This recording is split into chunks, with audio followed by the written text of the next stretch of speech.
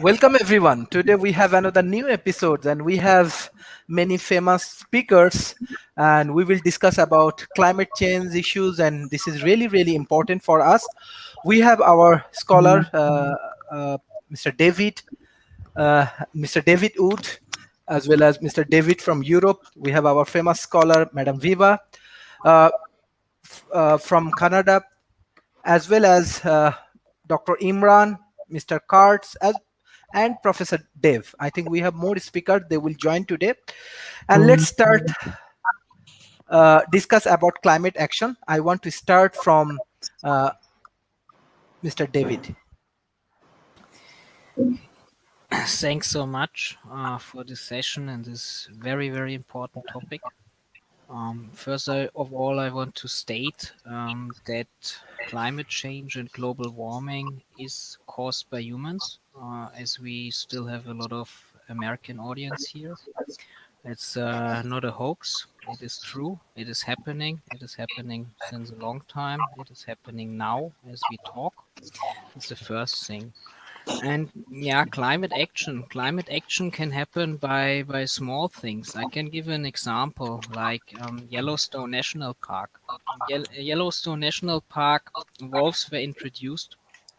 um, they killed some of the deers, and in this sense trees grew again in a different manner, and also flows of rivers were changing. Other animals came back. So it's a small thing which can happen a big influence, and I think we have to give the nature a natural way again. Also, another example which is very great is in the Sahel belt. They built a green belt. They built a lot of they grow a lot of trees. They plant a lot of trees so that the desertification is not continuing to grow. And this is basically one thing I want to start with. Small things are the most important thing, but also smart things. So as we don't need to start with big stuff to like put mirror in the skies, that the sun is being reflected, that we have an albedo effect in the sky. It's completely bullshit. Also, the engineering which is going on, that we put carbon in the ground causing a lot of earthquake, is in my opinion a big mistake as well. These would be my starting remarks. Thanks so much. Thank you. Mr. David Wood, how do you want to analyze today's topic, especially climate action? So thanks very much for the invitation. I want to build on what David Meinl just said. It is absolutely the case that we humans are changing the planet in a way that's growing. And I want to emphasize the urgency of us doing things, because although we understand a lot about climate change, there are many things we still don't understand fully enough. And in the range of our uncertainty, there is included possibilities for the climate to get much worse more quickly as the planet reaches various tipping points. And this has happened in the past. If we look way back in the geological past, the most terrible thing that ever happened to life on this planet was known as the Great Dying. It took place a long time ago, before any of us were born. In fact, 252 million years ago. So, yeah, a while ago. But at that time, there were various volcanic eruptions, and they triggered accelerating climate change. In a relatively short amount of time, the temperature of the Earth shot up very quickly. And as a result, it looks like 95% of all animals and marine life were killed off. Now, I don't think something similar will happen again, but I think there are signs that there are accelerations of changes in the planet. For example, in the Atlantic Ocean, there is a very important set of currents. There's current on the upper oceans taking warm water from the south to the north, and then it goes deep down inside the ocean and it flows south again, cold. That current's been in place for hundreds of years, and there are signs that it is being disturbed. It is weaker than it has been in recorded history. Very worrying. So this is not the time for inaction. It is a time for action. But there are climate inactivists. They are people who want to tell us, oh, don't bother yourself with climate change. Climate change is natural, or climate change may be happening, but it's happening slowly. Or if it does change, we can adapt to it. We can build our cities in different places and so forth. There are climate inactivists are well organized. They are spreading lots of ideas which are actually destructive. And one thing we should do if we are concerned is we need to engage these climate inactivists where they are appearing publicly and refute their arguments, highlighting the risks of inaction. And the last thing I'll say here is one action I want to recommend to everybody is to read the book by climate scientist Michael Mann, which came out just a few months ago. And he analyzes this whole climate inactivist movement very perceptively and points out the ways in which, if we're not careful, we climate activists may become ineffective by squabbling amongst ourselves instead of getting on with the most important tasks. So there's a lot in that book. It's called The New Climate War, that by Michael Mann, which I recommend as a small action each person watching this should take to read. Thank you. Thank you. We have our famous scholar, Professor Viva. So how do you want to analyze today's topic, especially climate actions? What kind of things we can do? Oh, I think that there's a growing movement of nature-based solutions that are actually getting a lot of traction, which I think is really positive. And I hope that everybody maintains that momentum. We have, a whole camp of artificial solutions where there are all kinds of environmental trade-offs that have to be looked at. And I think that's where a lot of the disagreement is in the climate change community, is which one to pick, what are the trade-offs, that kind of thing. So I'm here to introduce or remind people that we actually have a natural sewer system in the atmosphere. It's called the hydroxyl system. It's a hydrogen and an oxygen, and it's all over the different reaction processes that happen in the atmosphere. It's naturally occurring. It's made by sunlight, and we have a steady amount of it. But I'm going to be highlighting with a little calculator for everyone how we have actually, since 1970, we have depleted that system, and we're now only allowing the hydroxyls to take out about 13% of the pollution that we put up every day. So since 1970, we've been eating away at that system with our pollution at about 12.42% a year. And my company proposes that we shore up Mother Nature and add more hydroxyl back in, because it's proven safe chemistry with no residue. So that's the action that we're taking, that we focus on. And of course, we support all work that is positive in getting a cool down to start happening. Thanks. Thank you. Thank you. Thank you, Professor Viva. We have some professors as well. I want to give them chance first. Professor Joe Jordan. So we are discussing about climate change and climate related actions, what we can take. So how do you want to analyze today's topic? Well, let's see. Sorry, I might have come on a little bit late, so I missed what's already been said, but welcome from Santa Cruz, California, on the western edge of the North American continent, where it's dawn, dark 30. Speaking of light, that's ultimately the solution to our problems in some form. Let there be light, in particular from the sun. And I don't know if I ever mentioned this in any of the earlier ones of these that I've been on, which has been a while now, but an idea. I worked at NASA Ames Research Center for a long time, and one of my main projects out of several interesting ones, was helping save the ozone layer in the stratosphere. So atmospheric science is my realm, and of course, the overloading of the atmosphere with carbon is our big problem here, or certainly one of the biggest.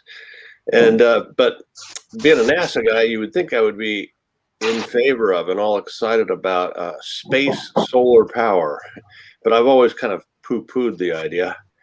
I'm beginning to think that, well, if we could actually get it together to do that safely and in some sense economically, I mean, hell, saving the planet,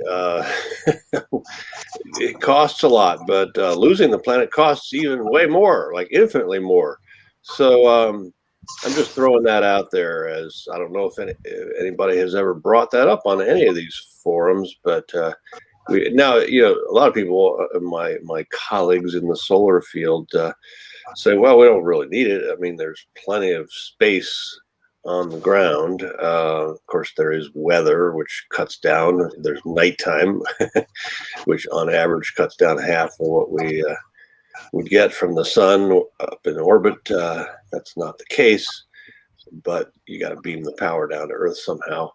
And anyway, there are many things to say about all this. And the other big thing on my mind now is something else that a lot of people have been poo-pooing because it's so damn expensive. And so far, nobody really knows how to do it. But there are ideas starting to develop, and that is removing carbon from the atmosphere. Negative emissions, you could call it. And I'm sure that's been discussed here before. I've probably mentioned it. Maybe somebody's even mentioned it this morning. But so stay tuned we can talk a little more about that. In addition to not just lowering, but zeroing out emissions, we got to go beyond zero, as I say. But it's really hard and really expensive, and it'll take an amount of energy comparable to what we get from the sun to do it. So where does that come from? How do we develop that cleanly? Okay, well, enough blabbing for now from the land of the fruits and nuts here in California. Thank you, Professor. We have our another professor, Professor Dev. How do you want to analyze your point? And I know that you are trying to help many children to understand the climate change, and yes, with your books and other initiatives. Well, we work with families. Although when people see the book, they go, it's a kid's book, but it's not. Our book is for families, and we take it to schools, and we have family night in the school when the kids and parents come in and they work together to do things that families can do to go green. Now, the reason that we're doing this is because most of the initiatives so far have been what we might call trickle down, where the government is going to do something, or industry is going to do something, or business is going to do something, and that's going to help us all. Well, that's great, but change really takes place from the bottom up. And so what we've got to do is get everybody on board. Well, how do we get people on board? It starts with education. And if you just educate the kids, then you've got the kids going, Mom, don't do that. Mom, don't do that. I'm the parent. I'll tell you what to do. In other words, we create an intergenerational mess when what we really should be doing is getting people to work together between the generations. So that was the impetus for the Green Actioneers workbook, was to create what we call drawdown for families. It's over 100 things that families can do to help with this problem. Once all the families understand that there is a problem and they're beginning to work on it themselves, then they'll be much more open to accepting whatever it is that comes down from the top. So we hope that bubble up from families will meet with trickle down from government and industry, and that's what's going to change society. You look at what we just talked about a moment ago, the whole issue of how do we put more carbon, how do we get more carbon out of the atmosphere? Well, trees are great, but soil is better. Let's build soil. Let's become soil builders. One of the biggest problems in this country, and I think we're exporting it around the world, is lawns, grass that has no purpose except beautification, supposedly. Well, I would much rather see vegetables there than grass. I would much rather see those lawns turned into no-till agriculture, or to have them be permaculture, where we're taking carbon out of the atmosphere through the plants and into the soil. And that's going to make a huge difference if we can do it. But we've got to get everybody on board. And these homeowners associations want that grass. They really want those lawns to look beautiful so that the next prospective homeowner will buy the house. And so what we've got to do is convert a lot of people over to the idea that it's better to have a functional garden where you can eat the food than it is to have a lawn. So we've got to get rid of lawns, and that's a big deal. Mm-hmm. Thank you, Mr. Alex. Can you unmute? I apologize. Yes, hello. Good morning, everyone. It's early here in Santa Cruz, California. It's wonderful to see another great discussion, a wonderful group of people. So we need to have more of these conversations around the world. I mean, what we're doing is just too little, too late. Every day that we wait, it's just going to continue to cost us more money, and the amount of money that we're going to have to dump into this is going to continue to go up exponentially. Joe kind of touched upon that. So we aren't taking enough action locally. We're not taking action enough action individually, and that's why learning from each other and continuing to inspire and motivate each other through these discussions is so important. So. Our society is really far out of balance right now, and we're seeing that everywhere, and we can see that very clearly with pollution. We're just not doing things right. So some of the reasons why we're out of balance is because we're not having enough conversations like this. We're not talking about solutions. It's not incorporated into our education system here in the United States and many places around the world. Our society is really distracted with the abundance of other things, fun things that we have. We're distracted by sports and TV shows, or going to church, or buying the next new thing, the next iPhone or the next car, and just a lot of distractions in our society. So, the climate emergency, it's a very, very big problem. I mean, completely unimaginable. And we're continuing to see those positive feedback loops take place around the world. They're very concerning. There's different types of Earth systems that are starting to either disintegrate or collapse, or start to perform inconsistently. So some of those have been mentioned. The ocean currents have been mentioned. There's also the jet streams in the upper layers of the troposphere, the tropos. There's ecosystem collapses. We have ocean currents and all of these different systems. I mean, there's more to name on this show, but scientists said and warned us for decades. Once we started seeing these consequences, once we started seeing or experiencing more climate-related disasters, more climate-related superstorms, it would be too late to stop it. And they warned us that for decades. And now here we are. We're seeing these catastrophic superstorms, increase in lightning activity, and regional heat waves. Obviously cyclonic activity, hurricanes and cyclones around the world, and it's not only just lowering our quality of life, it's causing mass suffering, and people are dying. And this is a very real problem, and it is getting worse exponentially. So the only thing that we can do, I mean, we have too much to risk to give up, is all just to collectively and work on solutions and implement solutions and redirect our attention towards solutions exponentially. That's the only way we're going to be able to get caught up on all of this. And thank you for reminding me about the homeowners associations. Those, I mean, there's just so many groups of people and individuals and companies, even bad nonprofits that are slowing down our potential progress. And another thing that's always good to mention in just about any of these shows that we do is just the misinformation and the disinformation that's being spread online that is telling people that climate change isn't a threat, or the climate's always changing, or it, we shouldn't be concerned, because it is a very huge concern. And thanks again for having me on the show. Hopefully we can hopefully we could discuss more solutions that will be implemented. And I forgot to mention Project Drawdown. That's always a good source to see everything listed and categorized into ways that we can take action. So, Thank you, Dr. Imran. Thank you, Yeah, Dr. Imran. good evening, Sharif, and also all the speakers and participants and viewers.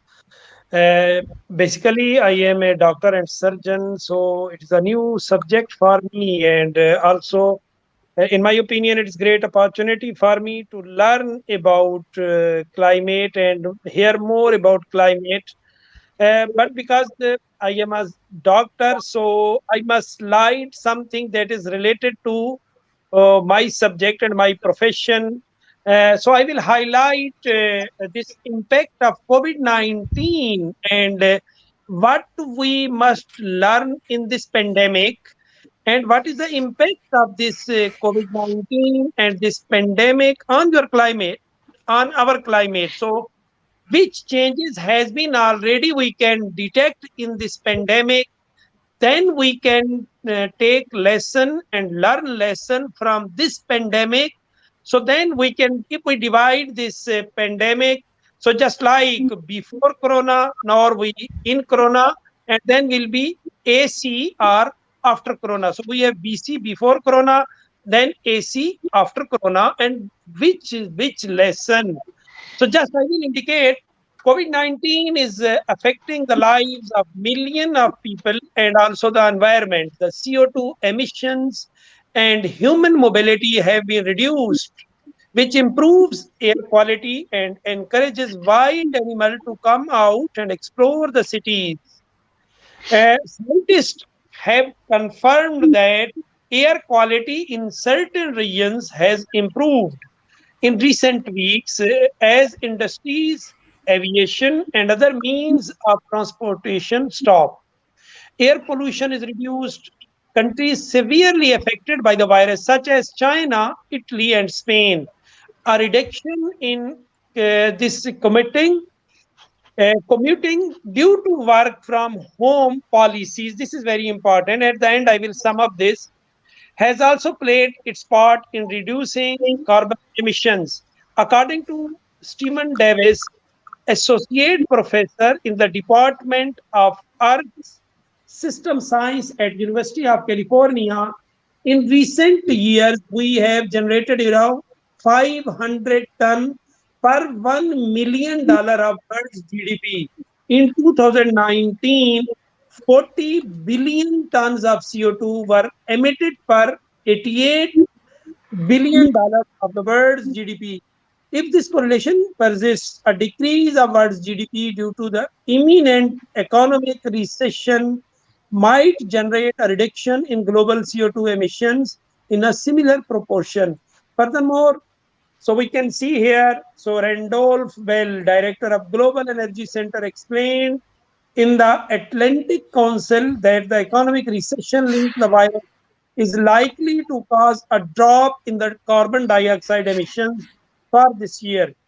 He indicated that NASA satellite images have evidenced the pollution reduction in China right after the carbon emissions has dropped by 25% in 4 weeks of lockdown. In the long term, the COVID-19 pandemic will offer lessons and opportunities leading to environment action.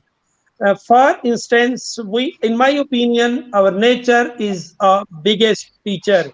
So we will have a new baseline of what can be achieved digitally, remote control, education, shopping, and more.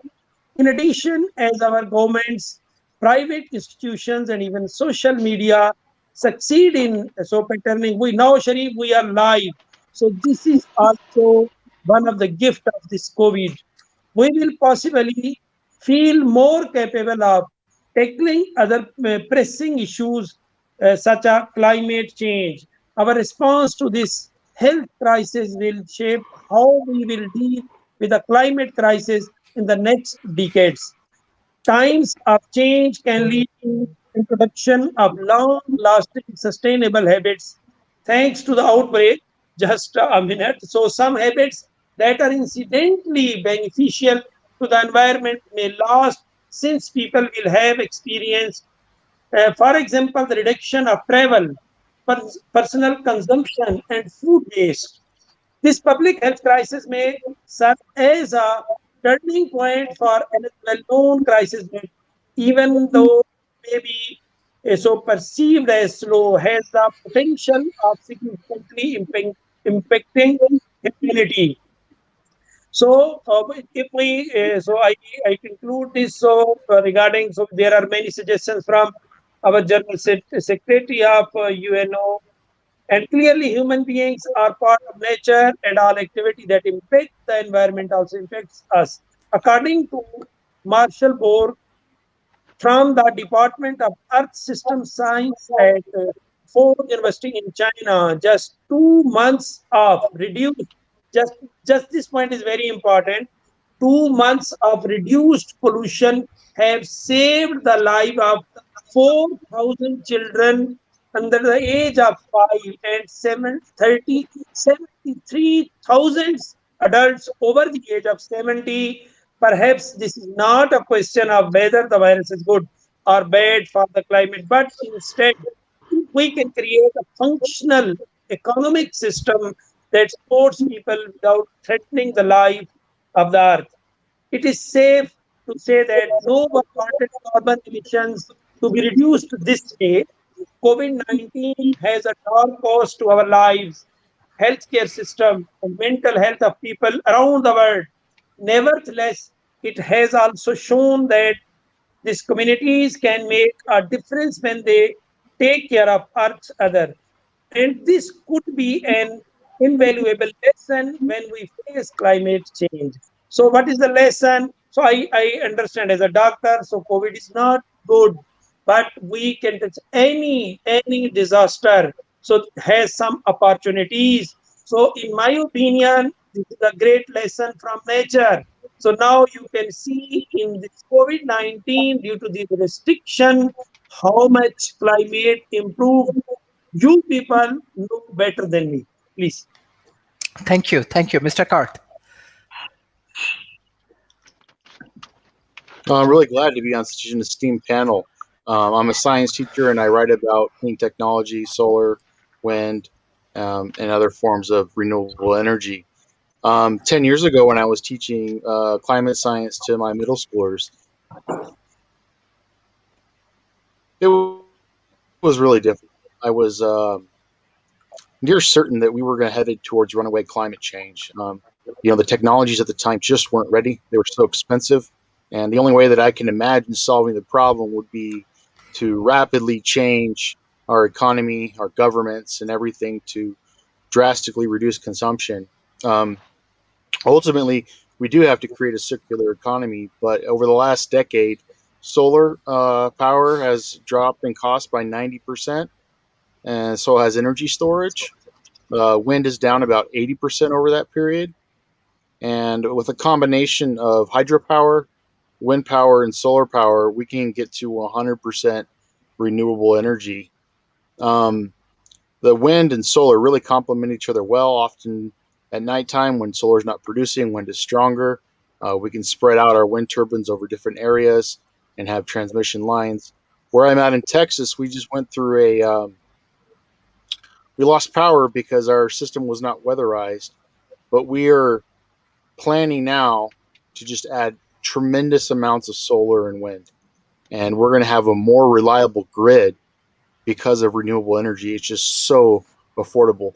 Joe talked about solar in space.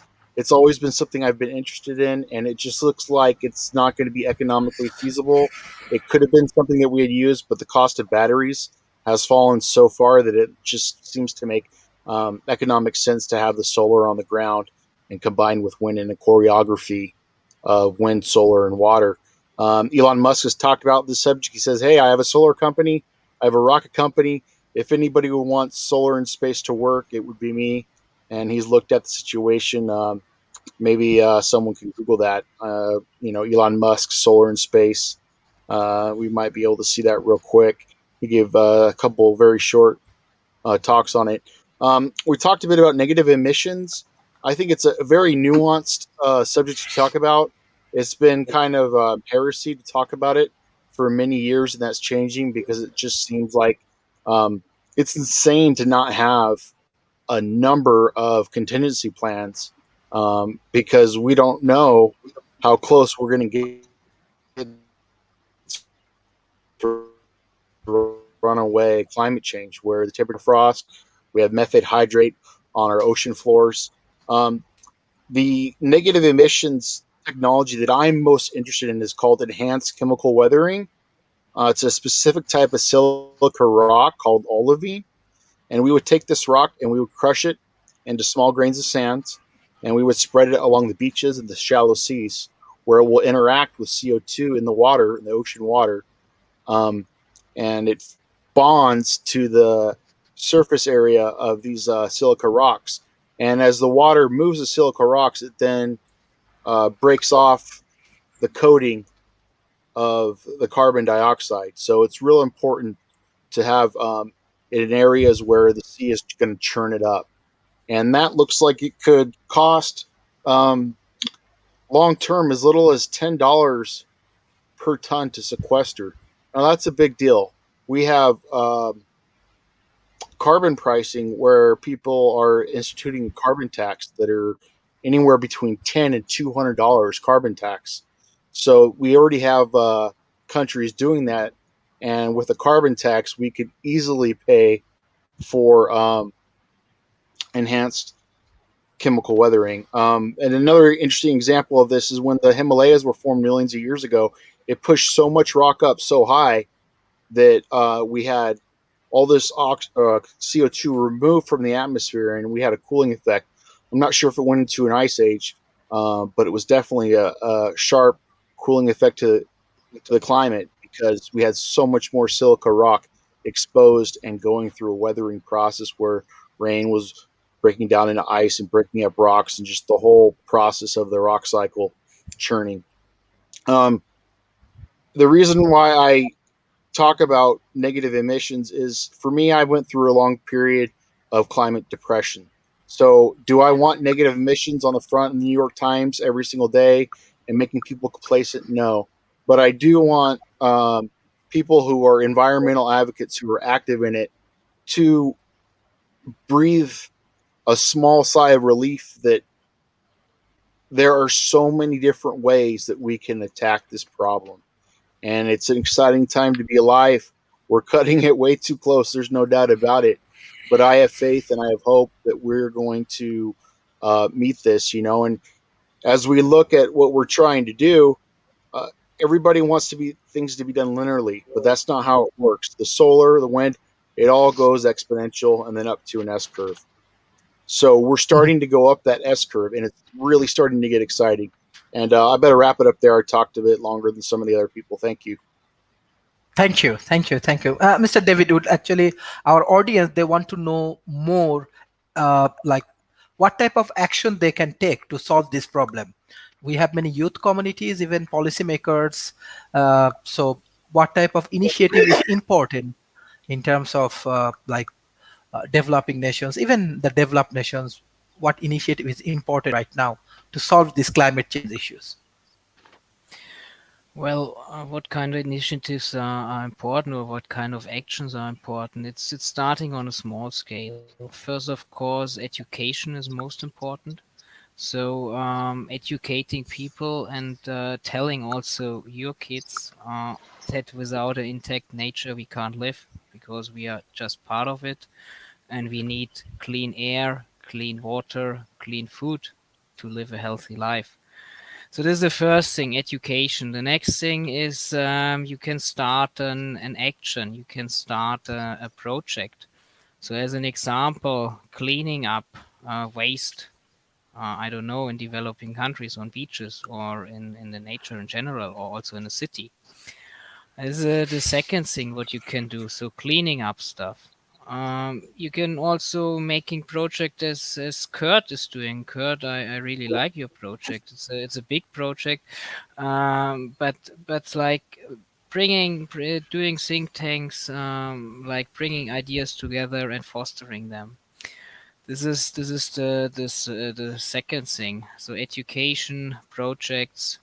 And the third thing is what you can also do is like you can put your energy or your ideas, your knowledge, also on an international level. It's like in terms of UNEP, you have the major groups who are involved, which are involved into the policy making process as well. They always give input during UNEA Assembly, the United Nations Environment Assembly. So this is also what you can do. There are so many possibilities where you can actually bring your ideas, bring further steps towards a greener planet. And yeah, these would be the three pillars I can mention. Thank you. So let me Mr. David build on top of that. Let me emphasize that everybody should be telling their politicians, if you want our votes, put serious action in climate high on your agenda.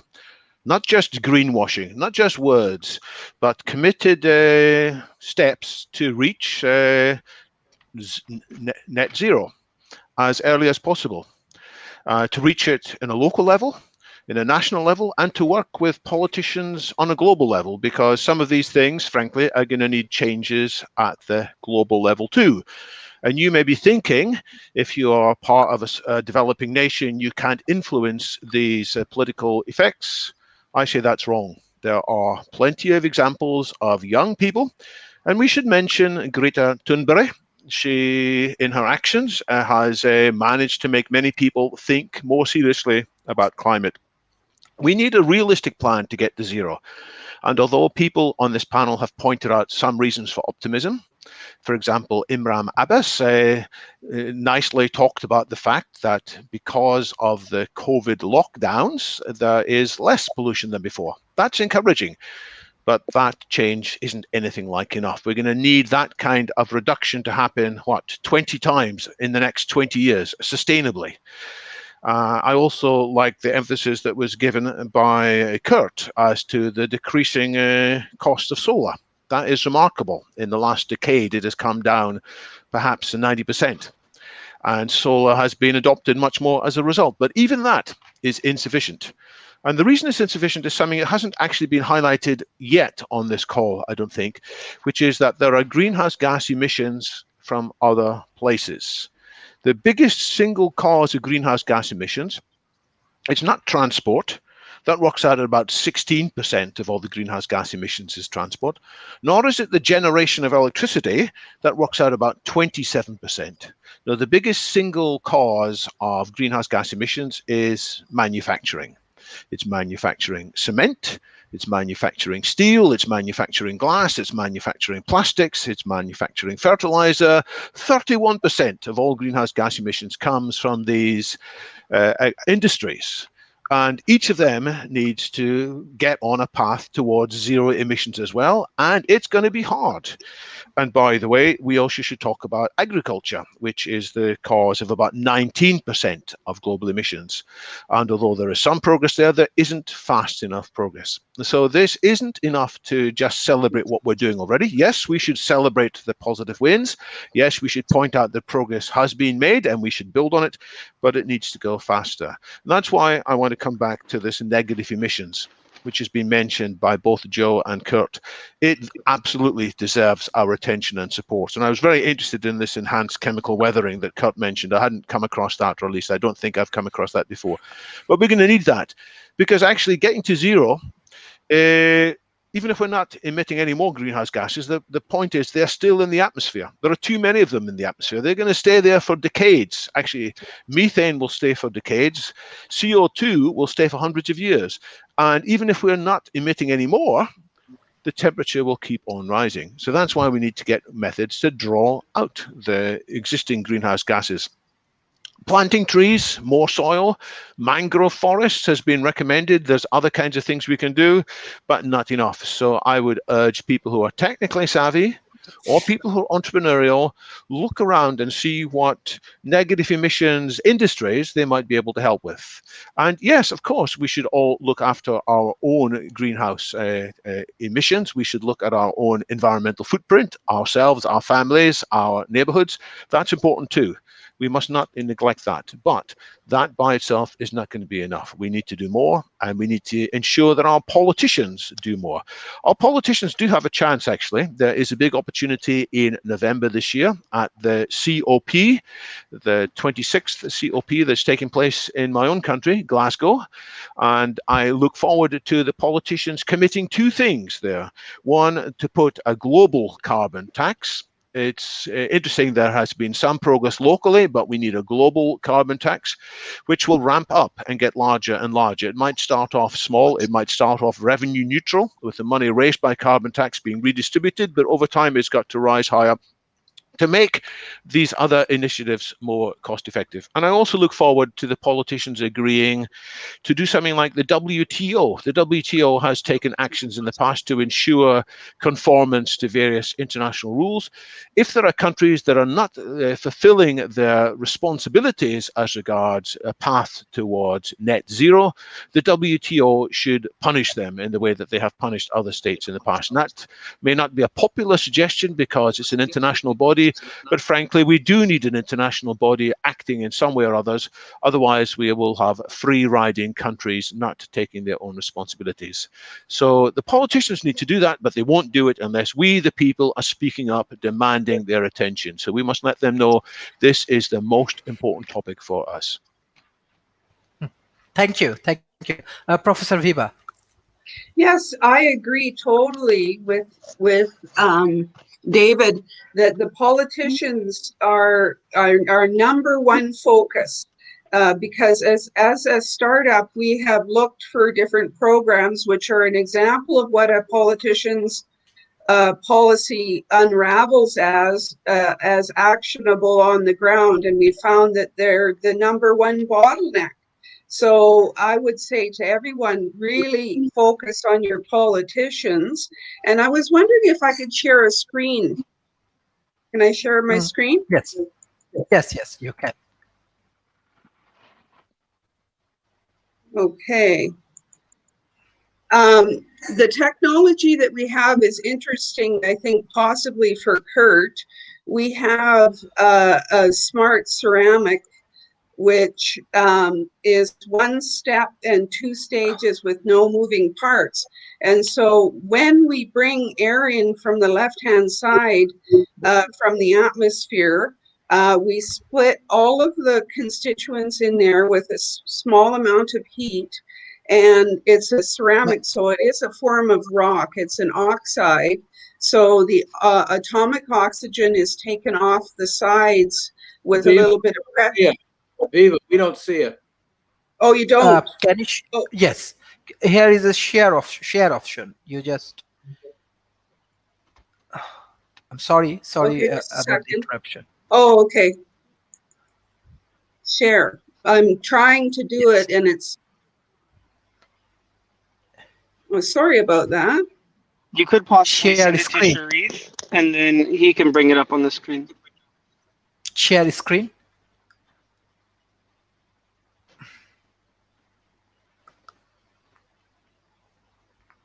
Is that better? Not yet. Okay. All right. Well, I'll just continue. So we have a tubular ceramic that kicks off oxide, which it will go on to do what Kurt was mentioning, which is actively weather out greenhouse gases.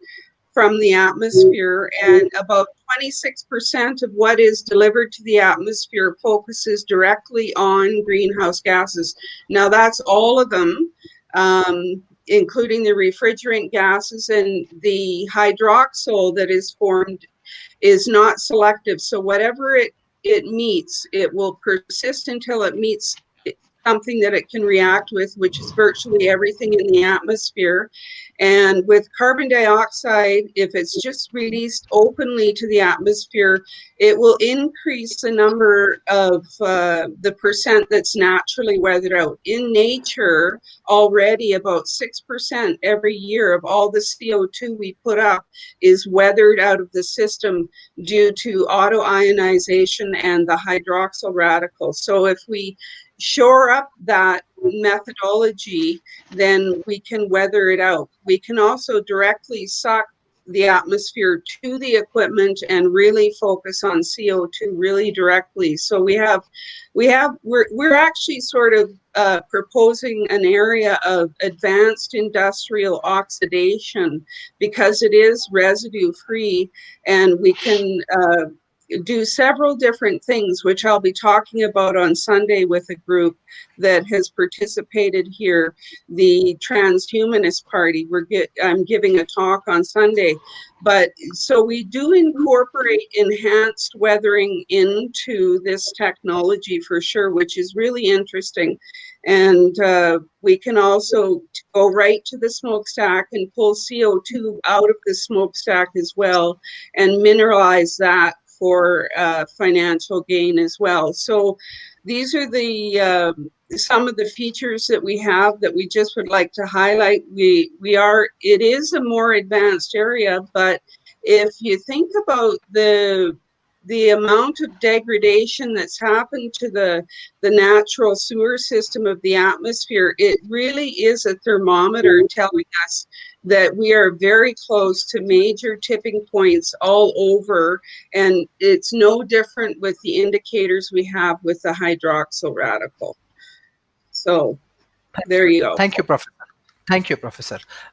So no worries. Like example, if you want to share your presentations or anything, you can share with World Talent Economy Forum as much as possible.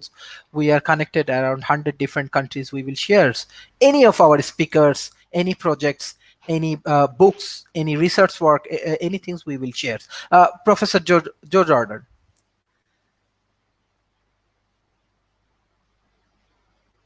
Can you please unmute yourself?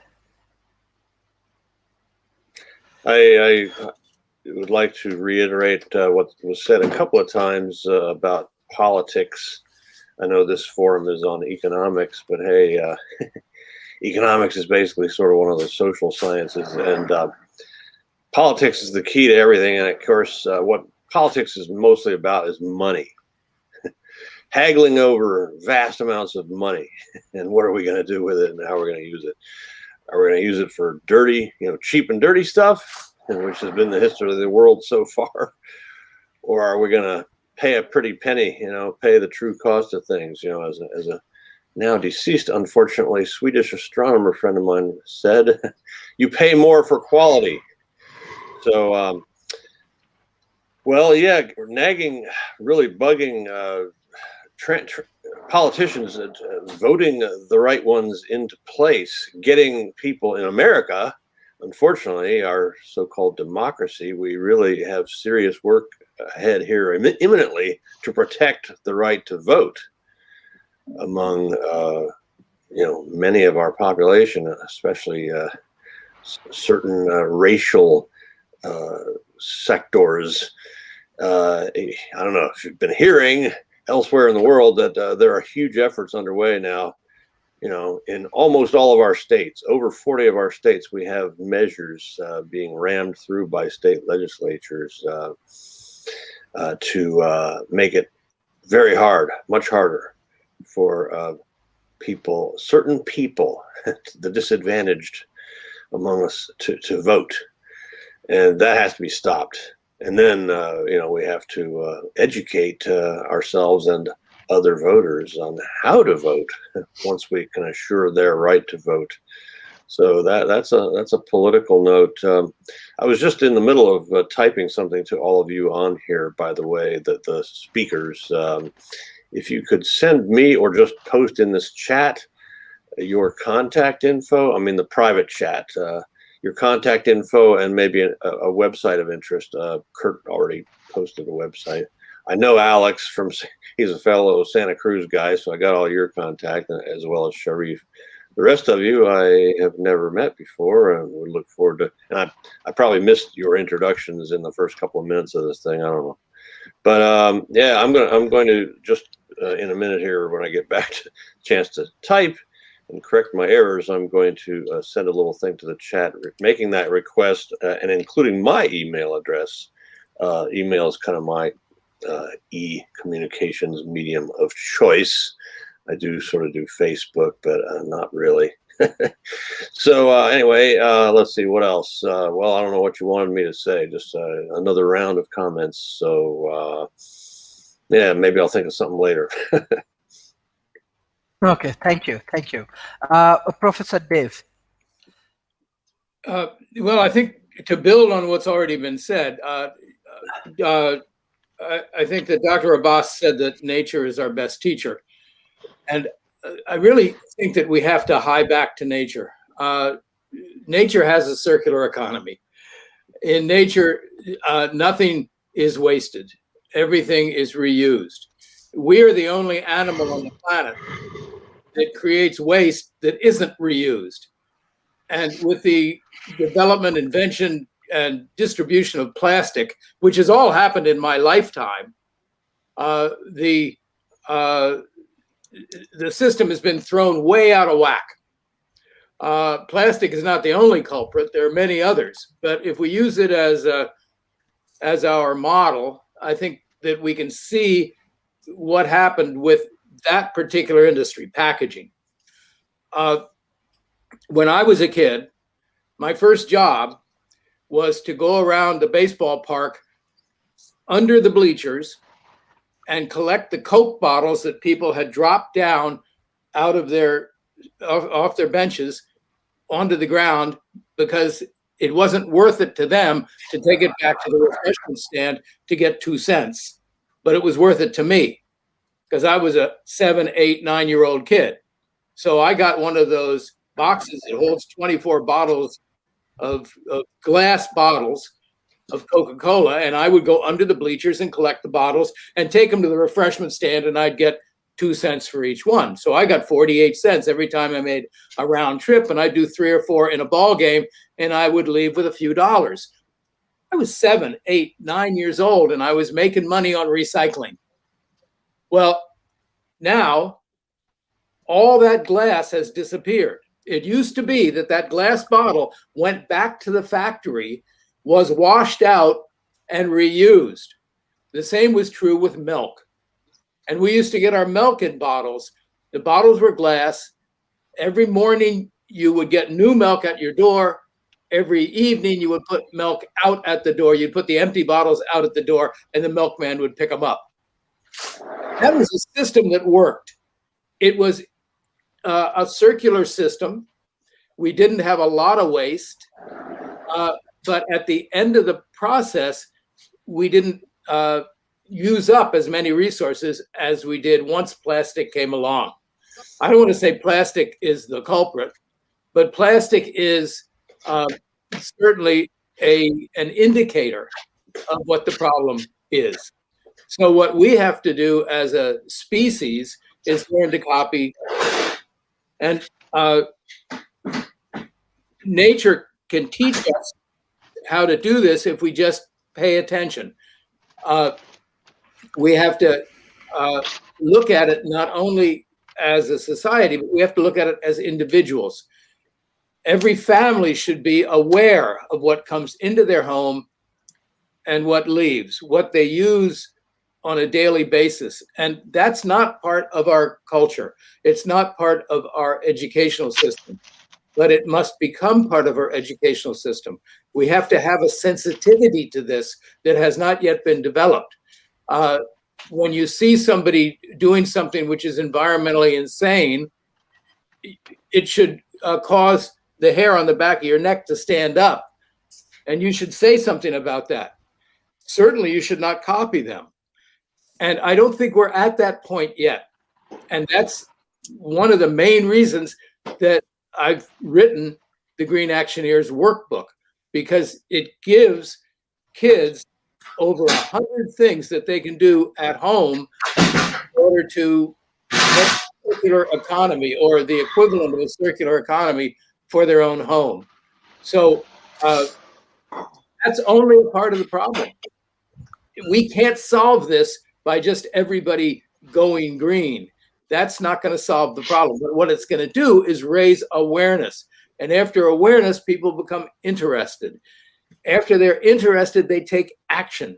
Once they take action, that action is reinforced by people around them saying, oh, thank you so much. You bought that electric car. Wow, that's really great. So that action gets reinforced. Then they take another action. That gets reinforced. Eventually, they become adopters of the new technology or of being green. And then the society as a whole reinforces that, and they become advocates. The problem is most of us jump from awareness to advocacy, and we didn't go up that ladder. We didn't go step by step. And what we have to do is take everybody else by the hand and bring them step by step up that ladder, from awareness to interest to action to reinforcement of that action to adoption of a green lifestyle to reinforcement of that, until we have a society that is aimed at going green. That's a huge educational burden that we have to undertake, and we've got to do it. It's as I think it was Anthony Lazarowitz from Yale University who said, it's us, it's real, scientists agree, it's urgent, there's time. Well, I'm afraid that we're running out of time. It's still us.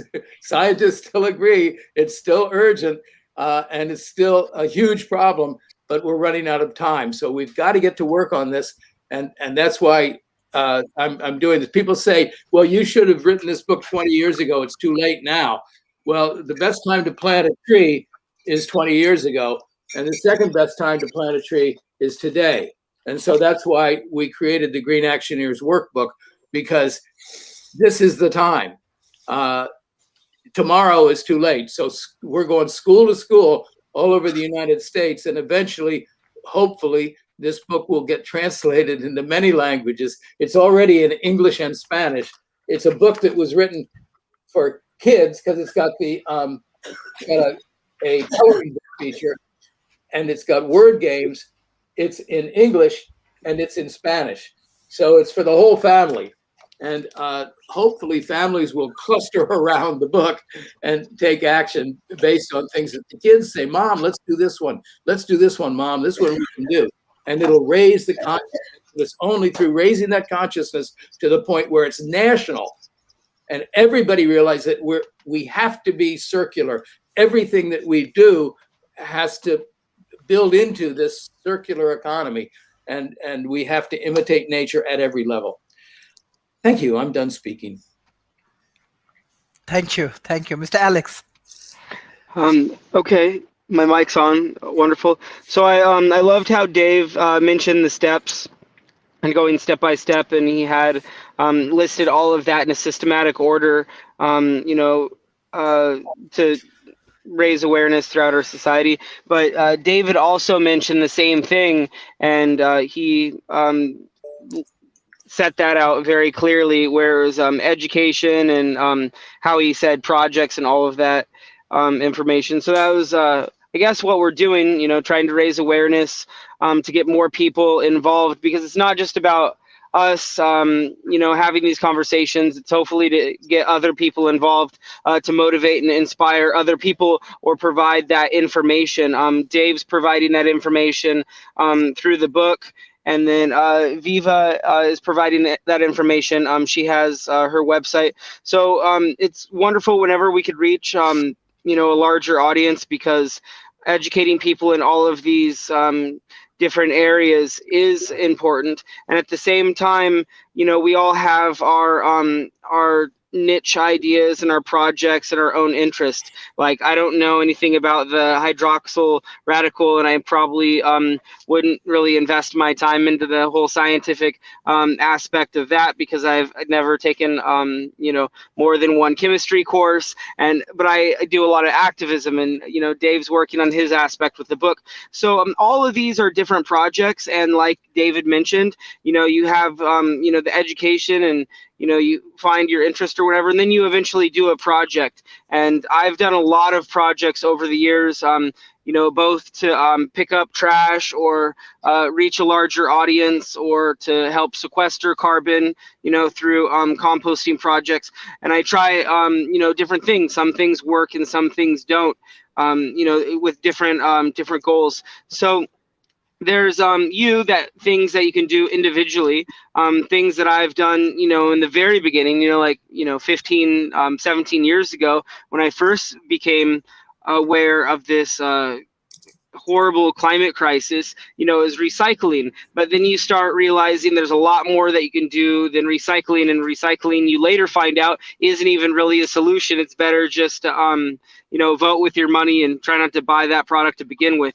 So I didn't drive a car for 7 years, and I finally got a Prius. I lived in a tiny home for 3 years, and I have done a lot of stuff that I can to vote with my money, or to lower my carbon footprint, to set a good example, or sequester carbon. There's all these different things that we can do in our lifestyle. And I actually spent multiple hours, and I wrote an incredible list. I posted it somewhere on Facebook, of all these different things that I do throughout my throughout my day, or throughout my lifetime in my career, to help lower my individual carbon footprint. And the stuff that we could do is just amazing.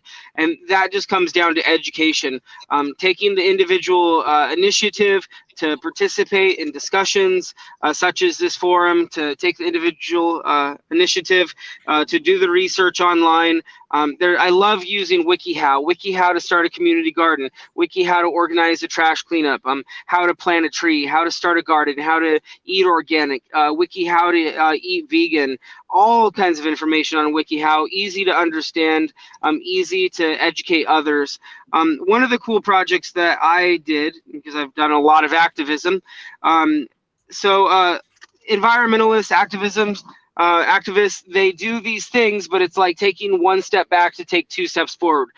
We can't plant one tree without creating some sort of carbon to plant that tree. So I've done a lot of different types of activism. One of the things that I've done to help address the excessive plastic packaging crisis, and all the packaging that they sell us in the stores, because we're out of control. We can't send them emails, they don't check them. We can't protest outside of the businesses, they don't care. All this different stuff. So what I did is I created this sticker, and I actually ordered and printed, I think, 16,000 of these. I was at 16,050.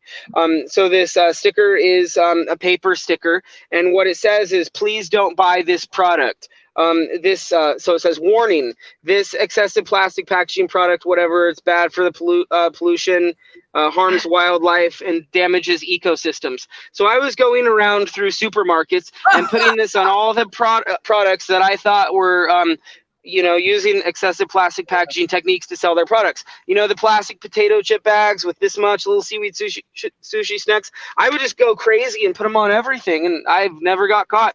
I was passing stacks of these out to people downtown Santa Cruz. I live in Santa Cruz, California, where tourists travel here from around the world. It was like 2 summers ago. I would just, like, UC students, old people, young people, everyone, they love these stickers. I'd be like, go into any store you want, put them on anything that's using plastic. So 16,050 of these stickers. And I actually have a website right here. It's enviralize.com, where you can get these stickers for free, how you could order them. Unfortunately, we're in a pandemic, and I don't recommend touching food products now in the stores with these stickers. But there's still Home Depot, Lowe's, Best Buy, and other stores similar, because the excessive plastic packaging that we're dealing with around the world, that we're seeing, it's just disgusting. I mean, it's like we use it's horrible. We eat this little salad, and then this huge plastic package is in the environment, polluting the waterways or wherever. So there's so many things that we have to address when it comes to climate change, environmental issues, pollution. Again, I try to vote with my money the best I can, whether that's buying in bulk at Costco, going to the farmer's market, bringing my own bag, and everything else that we can do. But again, we're not doing enough. So the last things is we were talking about all the someone mentioned the 30 or 31% of emissions coming from manufacturing, and that is why voting with our money is important. Trying to vote green, trying to support green companies and green products. Try not to get convinced to all the greenwashing going on, knowing the difference between greenwashing. Also, concrete was mentioned.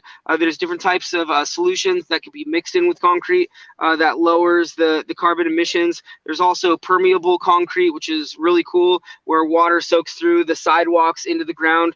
It helps reduce flooding and lowers the volume of concrete necessary. There's hempcretes. So we have so many cool things that we need to just start implementing in our society. And again, education. A lot of this comes down to education. So go ahead and Thank you. conclude. Thank Yeah, you. thank you. Dr. Imran. Sharif, excellent. As earlier I have mentioned in this session, I will be a good listener because you have such a great professors, and also because regarding climate, so definite, I learn a lot. But something that because practically what because I am basically a surgeon and also master trainer. So during this COVID-19, what we started, because I am also CEO of Global Laparoscopy and Robotics, and I have completed my robotic surgery in Boston. So just imagine now we have started our master classes online. Can you believe every month, every week I have a session? Also, every month we have two master classes, and thousands of surgeons learn these master classes. So, what is my due? Why we have started this due to COVID-19? So again, as Professor also mentioned, so this nature is a biggest teacher. So now, what do we do after this? So after COVID-19, I cannot repeat all of these things. You know better than me. You know everything. You know better than me. How we can solve this global warming and everything. You know better than me. But one thing that I can predict in future, you will see the future. What will we do in future? Now I am living in Dubai. So though there are multinational companies, what is their preference? No need to hire a big office. So yes, you can do your work at your home. Okay, you have an office, you can control this one, and then you will see. So this traffic, this all movement, everything will be limited. So when it will be limited, you can do your work at the home. No need to expense a lot. Maybe I don't know. Maybe after 10 years, after 20 years, then there will be no market for these luxury cars. Then no need. So then you can do. Yes, maybe these tourism places that will be more important. Yes, when I can run a master class and I am sitting in Switzerland, I am sitting in another place. Okay, I also enjoy my life. Same time, I can run a master class, so no need to come physically at that site. So, in my opinion, with the passage of time, you will see. So now we are sitting here all over the world. We are talking with each other. So this is the message. So these things are started now. Already we had this, but more with more speed. And just now you can see how much Amazon is working in this era. So we must highlight this. Yes, I agree, because I do repeat because public awareness is excellent, amazing. So no doubt now this about if we see. So yes, if we want to save our planet, so we need tree. We need. So now just Dubai has announced in the plan of 2040. After 20 years, so Dubai will be green, and many countries here in our area. So just now, Sharif, better than me, Pakistan has started 20 billion trees. So they have started this, And yes, I agree with this. These are very important points. Public awareness is the most important, and we start our this awareness from school level. As Professor mentioned, we must talk with. So this we must change. What is the important? That is the culture. We must create this culture. So this importance, when people know about this, then it will be more important. And yes, as a doctor, what is my role? Because when it will be culture, when it will be my duty to talk with any patient and every person, the importance of these things, then progressively we will see our society will, as already one of our colleagues mentioned about politicians. I agree with him. Maybe in some region it will not work, but overall, this must be our demand. So I agree with all of you and really respect. And this session I am a good listener here because you know better than me. Thank you, Sharif. Thank you, Mr. Cart. Thank you. A lot of great things said. David, our futurist from London, before he left, mentioned the complications of concrete and steel, and that's something that's going to take a lot of government intervention and philanthropy, maybe too. Um, we can do it by using solar and wind to create hydrogen to make cement and steel. So those are going to be one of the biggest challenges. We are always mentioning Project Drawdown, and I believe those solutions are mentioned there in Project Drawdown. Um, I'd like to talk about early adoption of a few things that are so important. Tesla vehicles for the next 5 to 10 years. Anyone who buys those it's just a huge effect because that's going to push the cost of batteries down so much that we can go 100% wind and solar. So it's the first few million people that are buying Teslas. Forget about doing the calculations of, you know, what their carbon footprint is. To just realize those first few million people have already dropped the cost price down 90%, and they're going to drop it down another 70 to 80% in the next decade. And then moving on, and after maybe 5 to 10 years, it'll be no longer buy a car. It will be use transport as a service.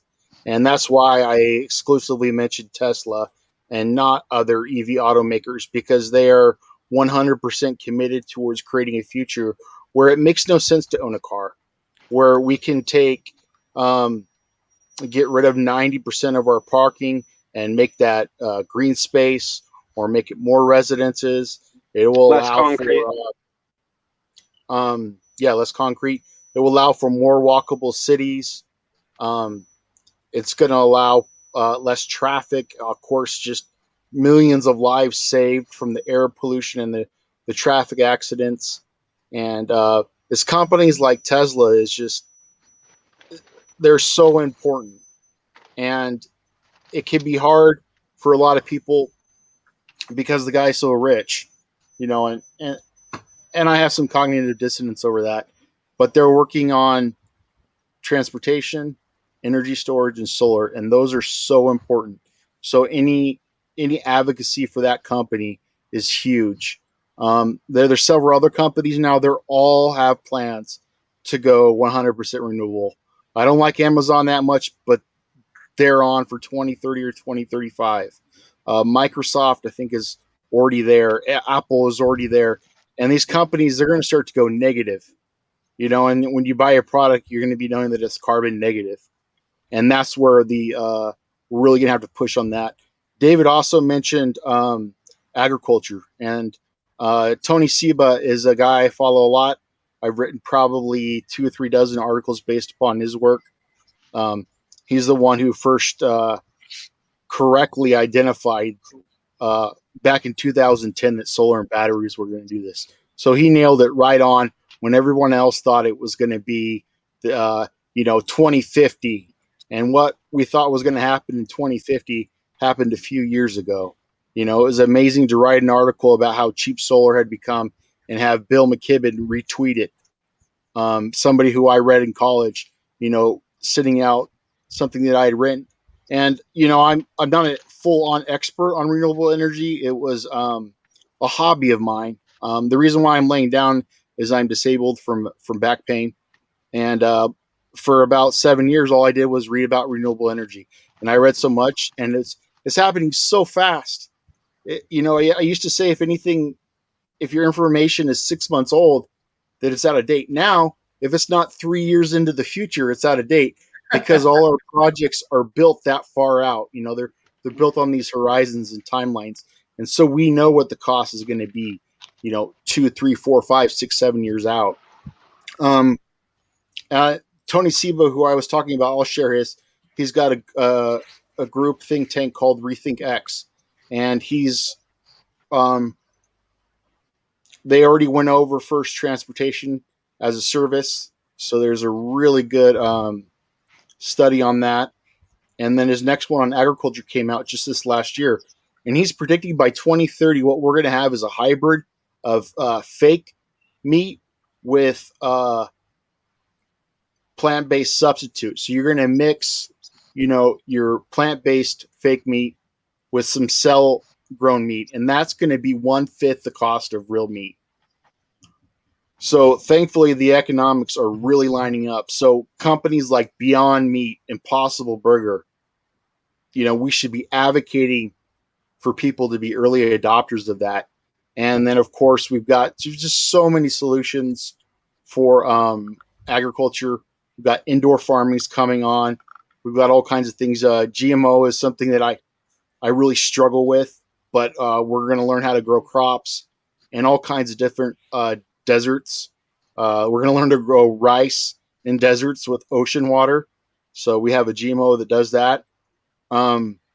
There are just thousands and thousands and thousands of solutions and little tiny things that are all just making a difference. One more random thing I like to share is we didn't know what we were going to do with all these wind turbine blades. Well, now we're going to chop them up and put them in concrete, and they're going to be a tension force to reinforce concrete.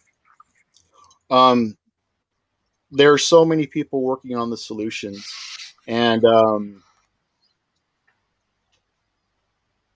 I just love getting to write about it. It's something new every day.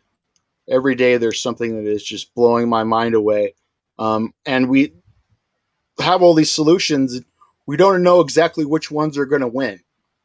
And we're attacking this problem from so many different angles. It's just really exciting. Like Joe was talking about, we talked about solar and space, and that could have been great, and that could have worked if batteries hadn't gotten so cheap, because you'd have 24/7 solar coming from the space. But now batteries have just become so cheap, and we know exactly where the cost is going. We know what we've built in the lab. There are just so many different versions of energy storage, and any number of them could get the job done and provide 100% wind, water, and solar at a cheaper price than fossil fuels. But we'll just have to see which one wins out, or which combination of ones which out. And we'll probably know, we'll have a really good idea by 2030 where everything's going. And I love the variety and the diversity of tactics that we're talking about. I think that's so important, and I love the Green Actioneers. I'm wondering, Dave, is that available on a PDF that we could download? Yes. If you go to greenactioneers.com, then you can find a way to get the book, but not as a PDF, because it's got a coloring book feature for the little kids. So we haven't put it out as a PDF yet. However, Paulo Coelho, when he wanted to sell his books, the first thing he did was he pirated his own book, and he put it out generally available, gave it away for free as a PDF. And as a consequence, people went, "Oh, I need that book." And they went and bought the physical book because they didn't want to read it on a cell phone or on a tablet. So we're thinking of doing the same thing.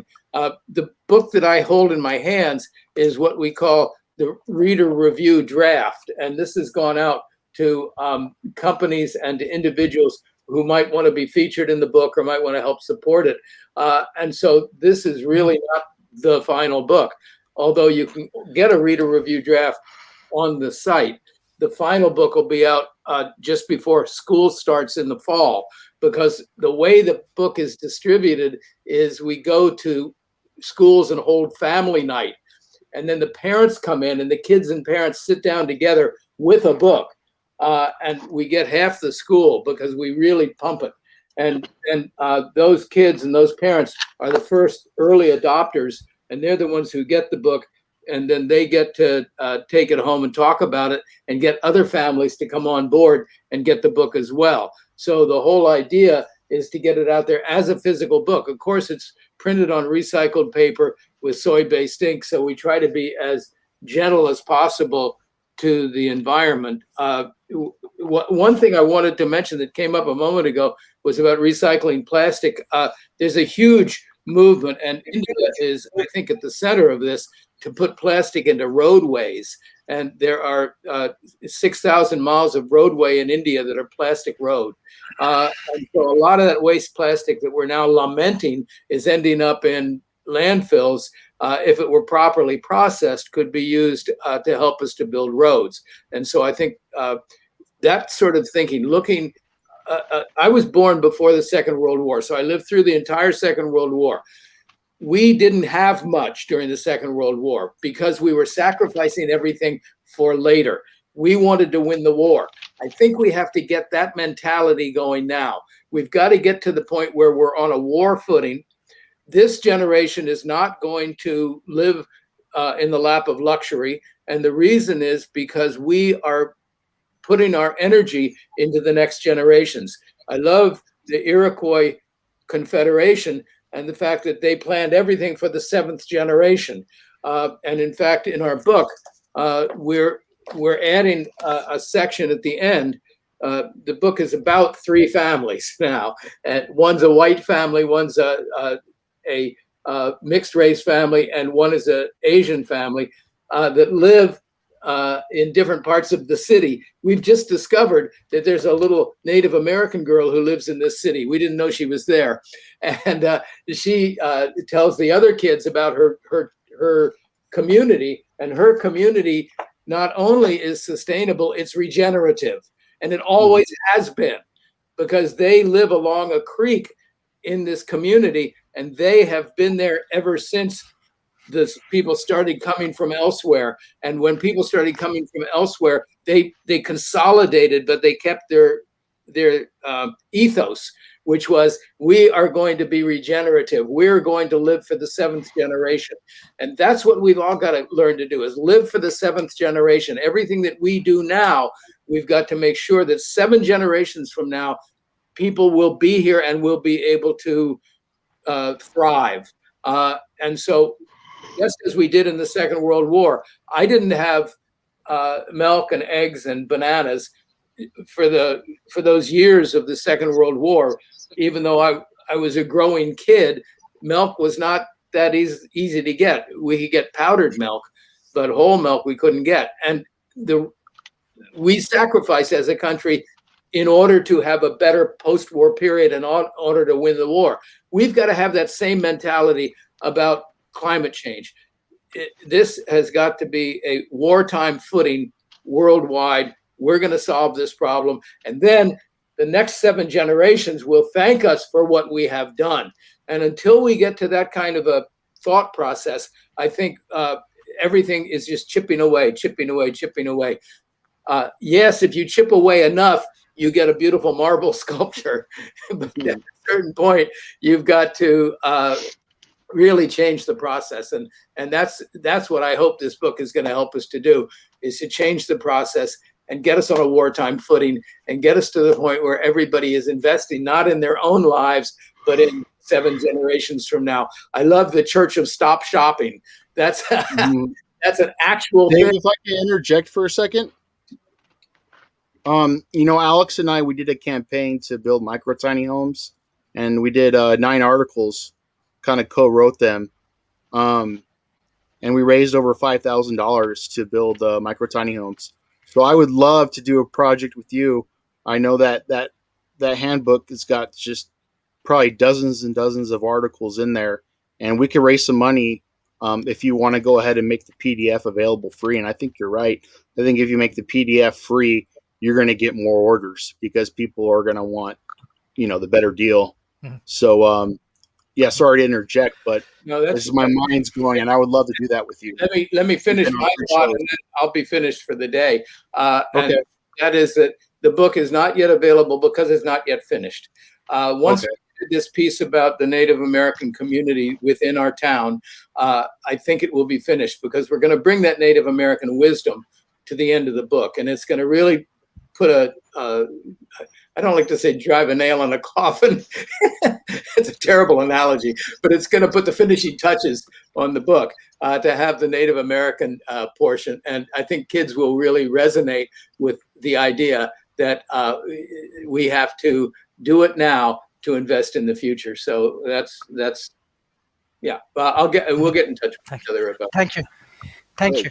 Okay. Thank you. I directly want to go for the concluding remarks for today. Actually, World Talent Economy Forums, we are trying to engage with hundreds of people from different countries and different corporations. And our objective, we need to bring the global people together, even in the COVID-19 situation and after the COVID. And our major thing is that how we can minimize the gap in between developing nations as well as developed nations. This is our objective. Yes, we are launching our project from Asia Pacific, but definitely we are open for around the world. And I just want to know that we are also taking initiative with Africa, many Asian countries, even I think many speakers also joined from North America, even from Europe. But from our side, our objective is that we need to educate our youth community, our young generation, because in Asia Pacific, around 50 to 60% people actually youth. So if we can solve these problems, like we can educate properly with our youth community, definitely we can create a major awareness with the government, with the corporations and many small medium enterprise. So hopefully any of you need any of the support that we can collaborate together, then we can work. So this is our objectives, and World Talent Economy Forum actually very much open. It's like open source mode. Everybody can come and join and share their views and knowledge and everything. So thank you everyone for joining today's sessions. So every Monday to Friday, we are launching our programs with different issues on sustainable development goals, industry 4.0s, and many interesting things. This is our 242 episodes.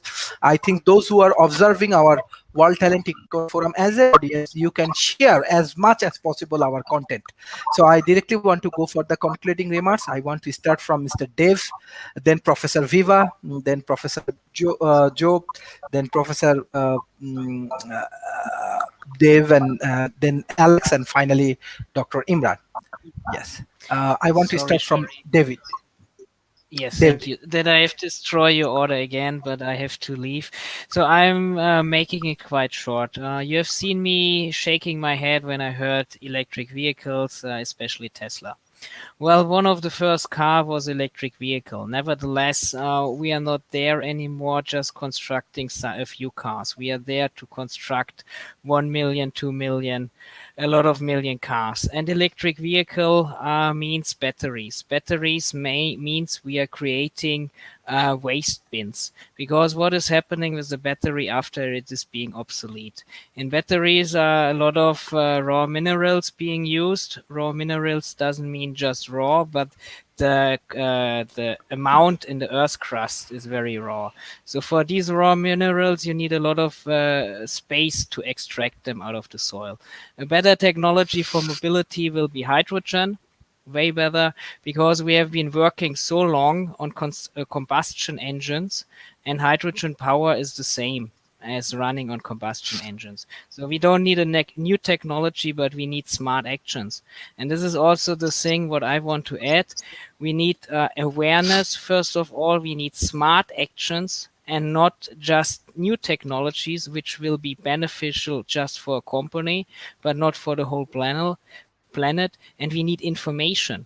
There are so many initiatives going on, yeah, but you don't know about them because you don't just are not aware of them. And this is where we need to start to make a global platform listing green initiatives on this platform, and then also using synergies. Dave, I really like your idea of this book, But UNESCO is doing a lot of books and educational stuff, and maybe you can make a lot of synergies in this regard. And also, which I really liked in terms of politics. Yeah, politics is one of the fundament, but politics is being run by money and by lobbyists. And this is the thing where we need to change. We need to change our perception. We need to change our way of information as well. And when you see it, how we waste it, or how our awareness is being shifted, is we know the name of brands, but we don't know the name of plants. And this is the thing where we need to change. What is really important for us? What is really important in our lives? And we also need to change. Yes, Dave, we need to change in our way of consuming stuff. What do we really need? What is really important for us for our daily lives? Do we need two smartphones? Do we need two laptops? No. We need to live a happy life. And this is the thing what I want to conclude. Thanks so much. And now I need to Thank you. leave. Thank It was a pleasure. Thank you. Thank you. Bye-bye. Thank you. Bye-bye. Bye-bye. Take care. Yes. Professor Viva.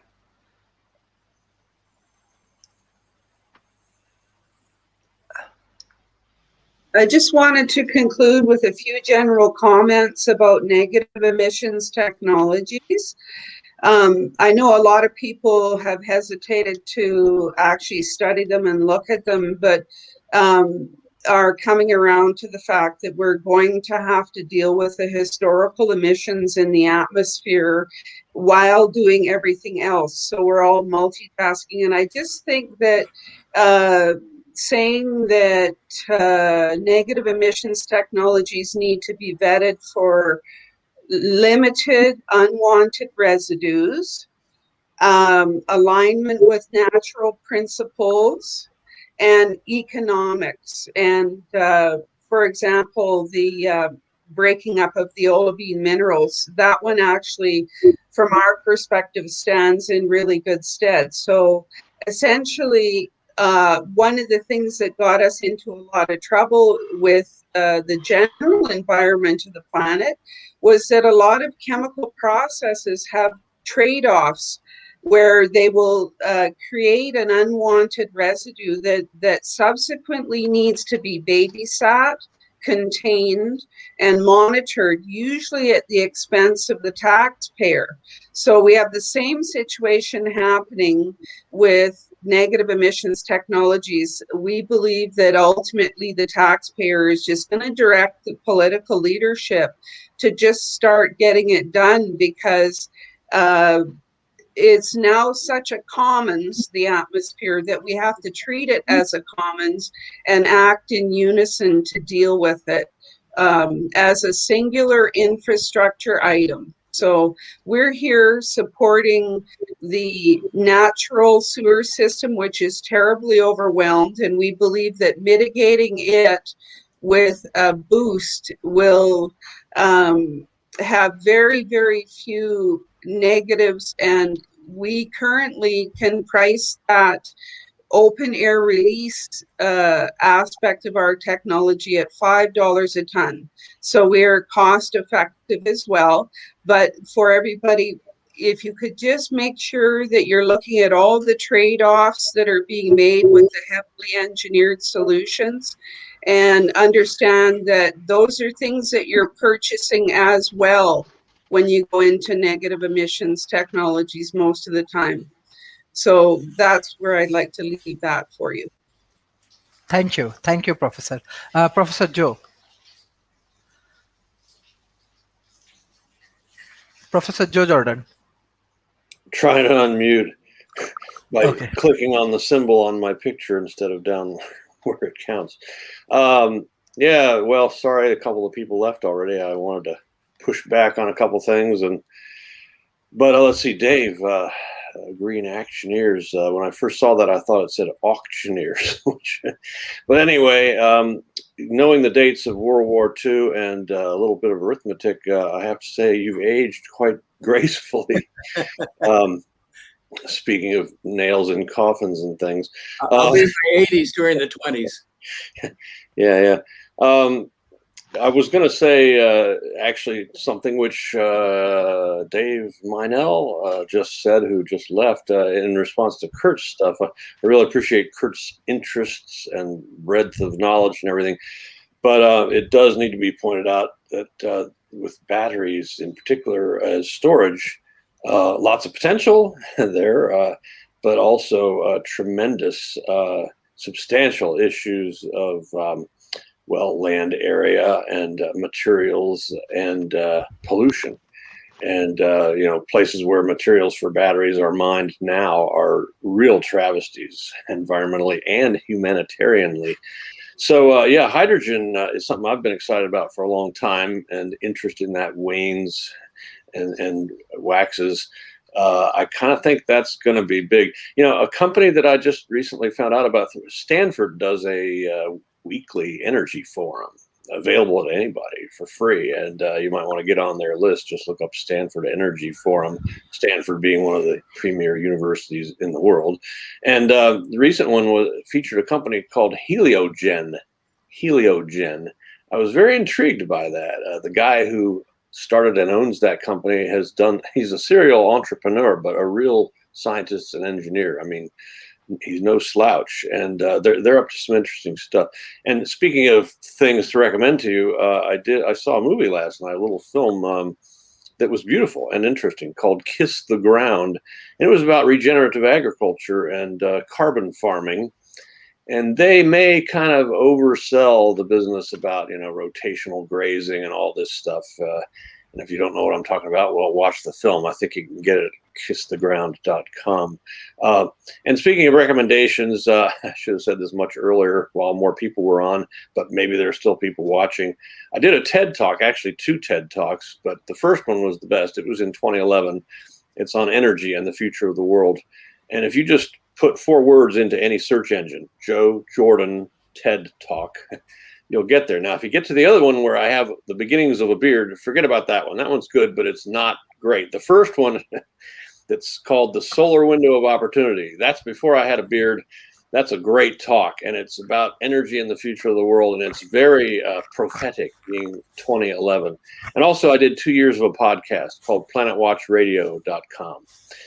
Just go to planetwatchradio.com. We're not doing them currently, but there's still fantastic shows on there, about 100 of them, all very relevant. And anyway, I figure, hey, I might as well do a little shameless promotion of stuff I've done, because if I'm getting up at the crack of dawn here for free to do this, well, hey, I should tell people about some stuff I've done, just like some of the others of you have done.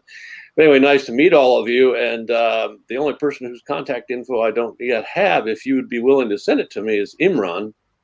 So Imran, maybe email me at that address I gave in the chat, and before you lose the chat. And anyway, yeah. So, good luck to us all, and maybe see some of you again sooner or later, and keep up the good work. Thank you. Joe, could I ask you a question? Thank you. There was like 5 or 7 people on that panel when you spoke at the TED Talk. I was in the audience. How many people were there? Like 500, 1,000? I mean, it was packed. It was about do you have a 500. count? It was about 500. It was the first ever TED Talks given in Santa Cruz. And it was about climate change, right? That was the topic? Well, no. There was or what was... Mine was on energy and the future of the world. I didn't really get into climate change because everybody hears about that all the time. This was about the good parts, the solutions. Okay. And anyways, lots of pictures of the sky, interesting scientific stuff, but it really drives the point home. Event. And again, go for the first one. It's entitled The Solar Window of Opportunity. It's from 2011. And I look a lot better in that than I do here now. Anyway, okay. Thanks. Mm-hmm. Sharif, Thank I'd like you. to respond. Thank you, Professor Dave. Yes. If I could just respond real quick to Joe. I promise I'll be less than 40 seconds. Joe, I shared with you the last link is Battery Day, where it talks all about how the mining issues can and will be solved, and how all batteries will be completely recyclable.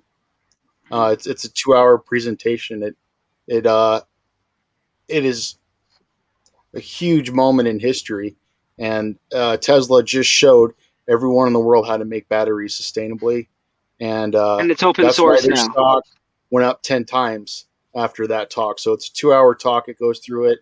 in a very good detail for a layperson to understand where batteries are going. Thank you. Good. I don't see Thank that you. link in the. I don't see that link in the chat here. There's the private chat, and then there's the main chat. Oh yeah, I got to go back to private. Yeah, okay. But well, I don't see it there either. Thank- But oh wait. There it is. There it is. Good. Thanks. I got to grab it before Thank we you. end up here. Thank you. Okay. So Professor Dev. Yeah. Okay, well, I'm going to finish this up with a poem. And it's not for you guys because this is a select group of 7 people who already know what the problem is. This is for the people, the hundreds or maybe thousands of people who watch this later on. And the poem comes out of the experience of the book. And so it's going to take a little bit. Be patient. Here's the poem. It's called Let's All Go Green After Quarantine. Let's all go green after quarantine, solving 2 problems at a time. We've been stuck at home, nowhere to roam, and going out's been a crime. But once this crisis disappears, the next one's still a-comin', like a loaded train at breakneck speed with all its wheels a-hummin'. Just get the book, go down the list, and choose some simple chores, like sealing drafty cracks around your windows or your doors. And there's all that power that you waste by leaving cords plugged in. Just think about your household as if all that wastes a sin. How do you choose what to do first may be the easiest part. I bet there's at least one action here that hits you in the heart, like plant an indoor garden or switch to LEDs or eat less red meat, more blueberries, yellow squash, and green peas, or take shorter showers, compost every table scrap, make drinking water right at home with a filter on your tap. Or you can look for an open space to plant a bush or tree, or a backyard vegetable garden, and then you eat for free. Look through the book and make your plan with saving dough in mind, or shoot the moon and spend some cash on actions that you find, like solar panels on your house, or that spiffy electric car, a reflective roof, new windows too. You're a clean green superstar. So let's all go green after quarantine. Tackle 2 issues at a whack. Once you do go green, I think you'll find you never can turn back. And when we all go out again, back to our usual scene, we'll all be glad we took the plunge and went green in quarantine. Thank you. Thank you. Mr. Alex. Okay, thank you. Again, just so much good information. I'm happy that we're here. We're learning from each other, and I want to commend and thank the surgeon, Imram Abbas, for joining us and learning some of this. So I have some basic experience in the medical field. I've done disaster relief in different locations around the world. I've taken the EMT course, and therefore I've gone through different types of equipment, working on the front lines with different doctors, nurses, humanitarians, different people doing different tasks. So there is a huge waste in the medical industry when it comes to plastic and for safety precautions, and I hope eventually that's addressed, because there's all these different industries that have a lot of room for improvement, and the medical industry is not limited for rooms of improvement. So that's something that we do have to address. So anytime there's an opportunity, to voice your opinion or talk about that or address that, that would be wonderful. So we have the problems and the solutions. So there's different forms of carbon sequestration that we have to implement. So of course there's planting trees, there's composting, and then that's been mentioned on here, and then those are and then the hydroxyl radical. So there's different ways that we are working on sequestering carbon to help take out greenhouse gases from the atmosphere, and then other ways that we're trying to get to the root of the problem. So there has been mention of electric vehicles, and I do want to second my opinion or what's been said on this discussion regarding the batteries. So Elon Musk If anyone's going to help solve climate change and the environmental issues, I am looking towards Elon Musk, and I am happy that at least one of the most powerful people in the world and one of the people that has more money than anyone else in the world at least believes in climate change, and he's actually talking about solutions, and that's a huge thing. I mean, just the fact that he believes in it, and that's just, I mean, even our president of the United States was telling people it was a hoax and misleading people. So Elon is working on different solutions. Some of them are going to be more successful than others. I did read and listen to some YouTube videos regarding Battery Day, and Elon Musk is making the batteries, I guess, open source. He is working on solutions to mine them sustainably and recycle them more effectively. Not all the electric car companies are even working on recycling batteries, but Elon is, and I think he's ahead of the curve when it comes to that. And I do hope that we eventually have hydrogen cars. I don't know if the general public is ready for them yet with all the car crashes, but we are starting to implement them in trains and commercial vehicles like 18-wheelers and all of that. And then I hope we continue to do more hydrogen for battery storage instead of just using regular batteries and the water storage and some of the stuff that we're doing. So it was mentioned about recycling plastic, but plastic never gets recycled into the same plastic. It always gets downgraded into like a lower quality of plastic. It never is equal. And please correct me if I'm wrong. Glass is equal. You have glass, you recycle glass, you get glass again. So when we try to make roads with it and we do all these different things, it's just not getting to the root of the problem. It helps solve some of the plastic that we have, but black plastic is not even recyclable, and I wish more people knew that. The Beyond Burger, they're packaging everything in black plastic, and we don't even have the technology and the machines that read black plastic, so it's all going into the landfill. So we have a lot of work that we got to do, and yeah, education is important. Again, I'm going to name drop Drawdown. Please go to the Project Drawdown website, and I look forward to learning more from you all in a later discussion on another day. Thank you. Thank you, Mr. Cart.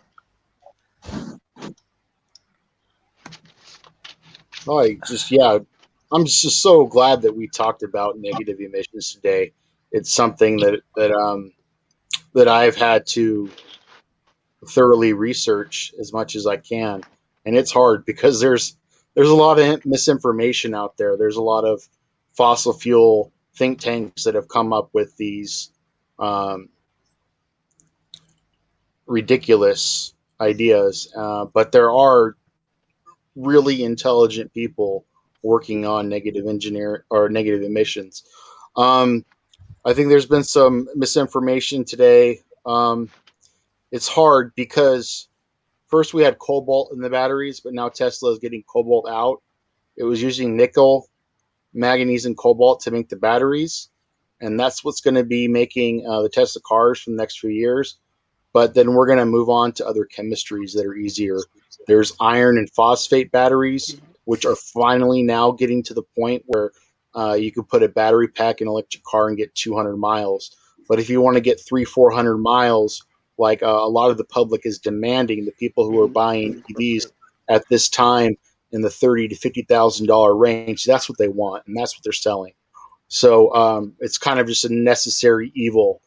Tesla does already have a very clear supply chain, so it's not getting conflict minerals. It's not getting the cobalt from Congo. It's coming from Canada. So they've really shown, and then once again they've open sourced all this, how to responsibly and environmentally get all the materials that are needed. And there's a new battery breakthrough that's published every day, and who knows where we're going. These companies are going to be very flexible, and they're going to have so many options. I really don't think hydrogen is going to be used for transportation beyond maybe Industrial large trucks, trains, planes, and big ships. It's electric is just already one. There's only 18 moving parts in an electric drivetrain. There's over 2,000 in internal combustion. And I don't know the number on hydrogen, but it's more. Hydrogen is just so inefficient. There's so much loss of energy in that process. And the battery, it's a foregone conclusion.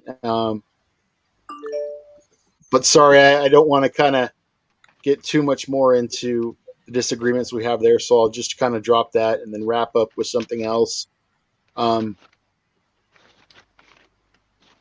It's just an exciting time to be alive, and it doesn't matter where the people start. Start on whatever you can, and get your foot in the door on environmental action. And once you have your foot on the door on any one of different things that you can do, it's going to open it up. And I really like the Green Actioneers because that's just so important. We've all got to have a mentality, and we've got to teach the next generations about the joy of being sustainable. Thanks for letting me share. Thank you, Dr. Imran. Sharif, thank you. Really, it was a great session, and as earlier I have mentioned, so in this session I learned a lot. So some points that already has been mentioned by our great speaker. So I want to highlight 2 or 3 points, and most important is public awareness and how we can do. We must start from school. So we must start from early stages. So this must be part of our curriculum. Especially we are living in Asia, and Sharif better than me. In our countries, this is the main issue. And also so we must start awareness from that stage of the life. This must be the part of curriculum. And then, so just now imagine, so we are talking about plastic bags. Okay, plastic bag is dangerous, but who can also stop this? So these are the policies by the government. If government don't allow, so then there will be no plastic bag in the market. So there are not only public awareness. So along with public awareness, we also need some practical steps that will be by authorities. I don't know that earlier some of our speakers has mentioned, so how many bags and how many tons from India. So again, this will be by government, and again by UNO, by some authorities, how they can control these plastic bags that is dangerous, so we can stop. And a third one that is the most important, recycling. All of you have highlighted. Yes, now I am near to 50 years old. So I am hearing long time. So recycling, yes. So we need technology. We need these things. So these countries, that Asian, you don't compare with America. So yes, in Northern America, in your countries, you have all of these facilities. But when you will see in Africa, when you will see in Asia, so there is a lot of issue. Yes, we hear this recycling. How we recycle? We need technology. We need knowledge. So we must start this one in our colleges, education.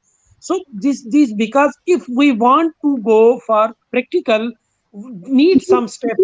Public awareness is very important, but the role of these authorities, who are decision makers, they must decide this.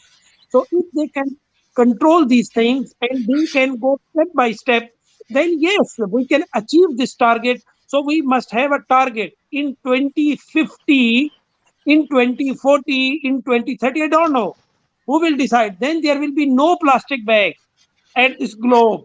So if they can also announce, yes, in after 10 years, after 20 years, so more than 60% we will have recycle. So then for this recycling, technology is available, knowledge is available, that everything is available, then we can proceed this further. So again, best wishes, Sharif. Always your topics are very effective, and hope this discussion, this that you are sitting here and all these legends and also these professors, they are here, and definite it is beneficial, and also your voice will reach to those ones who are also decision maker. Thank you, Sharif. Thank you everyone for joining today's sessions. Uh, So I request all of our audience share as much as possible our content. World Talent Economy Forum, Al Noor Academy, Asia Research and Development Institutions. We are working together. Besides that, we have another initiative, School of Talent Economy. We have 100 more different contents, especially on different problems like climate change, like knowledge economy, and human resource development and sustainable development goals. So we are trying to develop good contents, and with the help of great speakers from around the world. Those who joining today, they are expert for climate change, and climate change is a big issue. Not only it's for USA, it's problem for every countries, even developing nations, they are suffering a lot. So this is the high time we have to learn from this COVID that we need to work together, we need to collaborate together, and we need to help each other. Business, definitely it will happen, but definitely we need to save our lives, we need to save our planets. That is the ultimately objective for everyone. So World Talent Economy Forums want to welcome all of the talented guy from around the world. So we believe if we can work together, we can solve many problems of this planet. Thank you everyone for joining today's session. Thank you for all of your Thank you. support and everything. Thank you. Bye bye. Thank Take you, care. Sharif. Yeah. Thank you. you, Sharif. Thank you, Sharif. Thank you. Bye bye. Bye bye. Bye bye.